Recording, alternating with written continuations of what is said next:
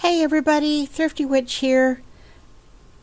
A long while back, I told everybody that once I was done with going through this book that I was actually going to be doing a book review. And I'm actually finished with it. I've actually been finishing the last couple of chapters and actually using the book. And so, fairy magic, fairies. There's a lady that had asked me if the book was worth buying because she'd actually come across some books similar to this and they weren't really worth a shit.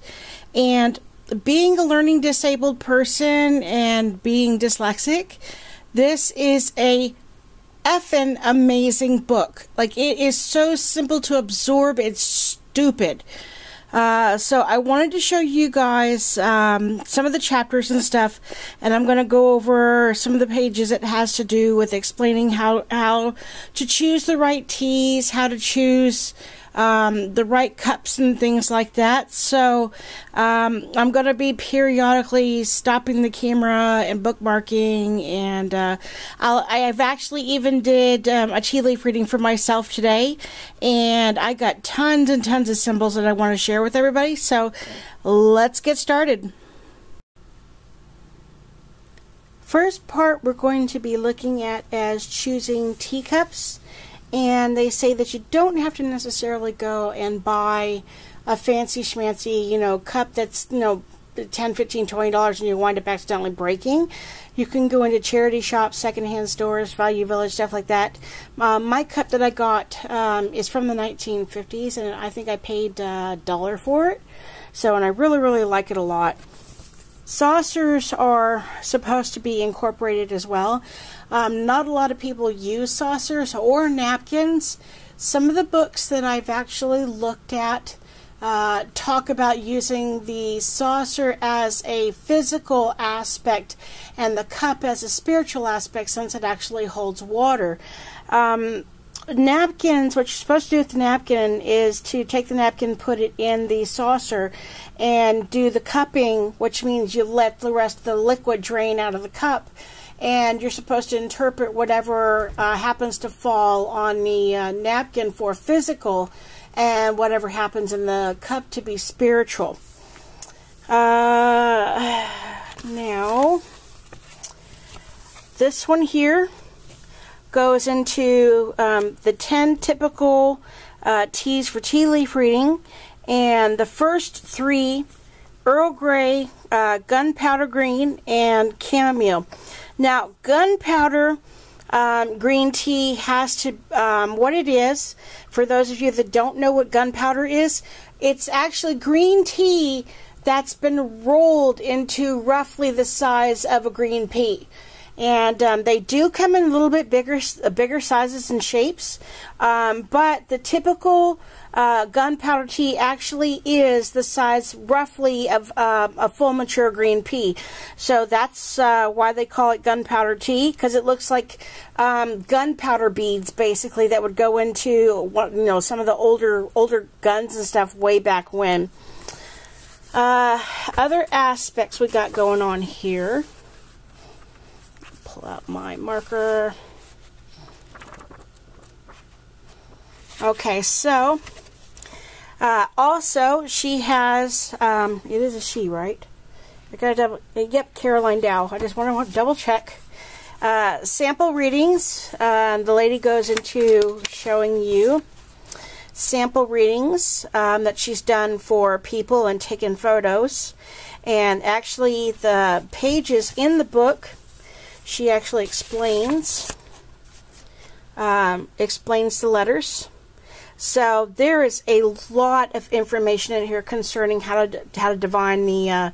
There's like zodiac signs. There's musical instruments. There's birds. There's animals. There's numbers. There's just all kinds of stuff in here, typical that you'd see in your cup.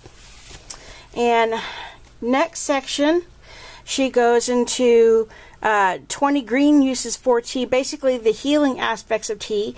And I actually made a little bit of a note for myself so I remember to say this.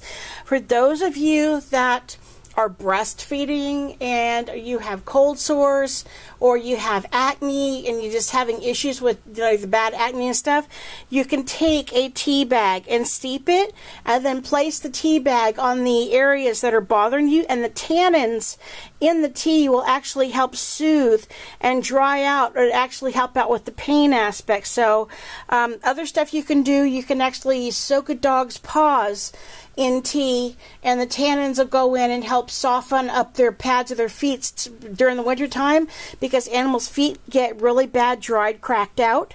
And it talks about using strong black teas for antiseptics, abrasions, paper cuts, stuff like that. So this book is a really good overall, decent book to look at.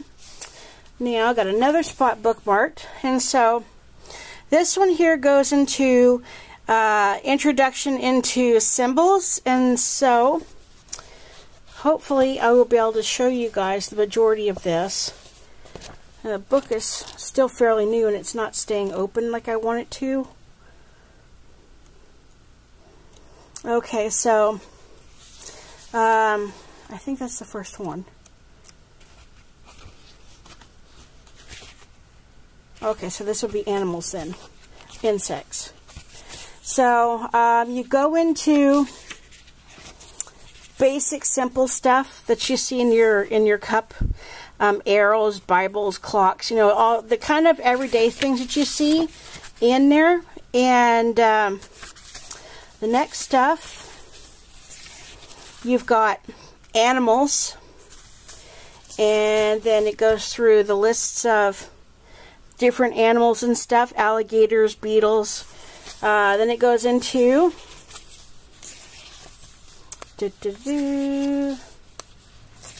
it goes into architecture, and you go into things like bricks, basements, bridges, castles, churches, doors, rooms, pyramids, stuff like that. And then it goes into birds, and then you got a list of your birds.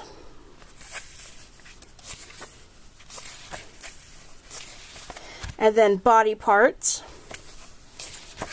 And there's your lists of body parts.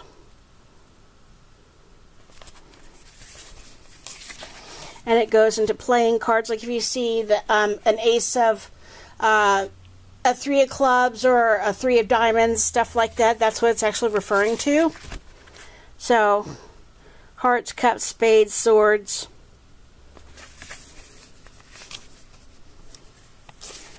And clothing and personal items.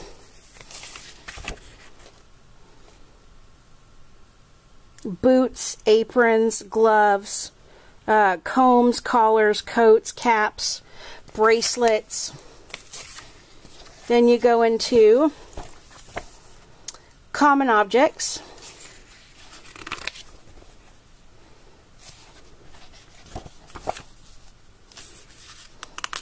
Come on. There we go. Common objects. Chair, cigar, children, crib. So, fork, basic common stuff.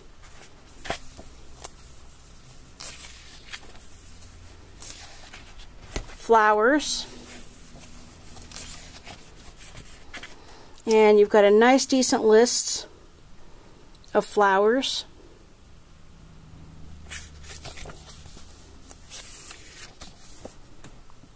Geometric shapes. Square, triangle, oval, pentacle, stuff like that. Then you've got musical instruments. Your basic common stuff, guitar, cymbals, drums, flute. Natural and supernatural stuff.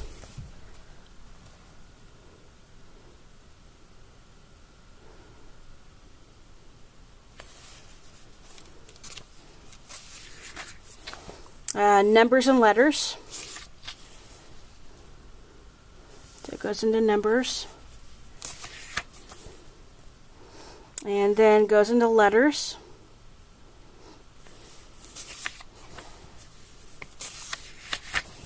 And then it goes into people and human lifelike forms. Children. Fairies.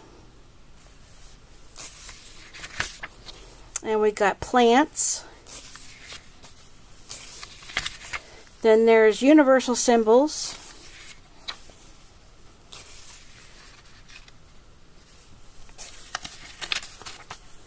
Tools.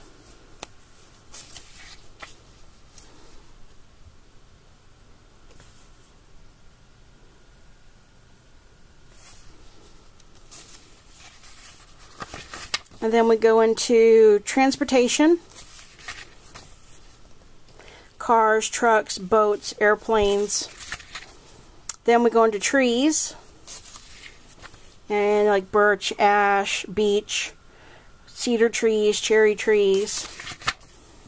And then zodiac symbols. And it goes through all the zodiac symbols, stuff that you find in your cup.